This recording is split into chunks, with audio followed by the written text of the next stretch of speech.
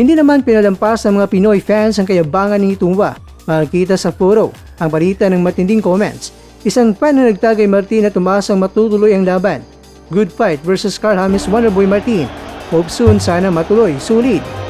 Ang iba naman ay hinamon si Itumba na patunayan muna ang sarili bago magsalita. Just fight Filipos, if you win, that time you can say that you're strong. At meron din naging sarcastic at binalaan ng Namibian sa maaring mangyari sa kanyang muka kung magharap sila ni Martin. True, pero pag nanalo ka, swap daw kayo ni Martin ang muka. Aba teka, parang si Martin ang ayaw nito ah. Mga kakwento, ang pangyayaring ito ay malinaw na nagpapakita ng comment section ni Mr. Kwento ay naging isang virtual na ring na kung saan ang mga boksingero at fans ay nagpapalitan ng matitinding suntok sa anyo ng mga salita. Handa na ba ang Pilipinas para sa isa pang Itumba versus Filipino fighter matchup? Sige nga kakwento, comment yun na sa baba. Martin kontra Itumba, huli kaya'y Kapanas kontra Itumba. Sino naman ang magwawagi sa kanila?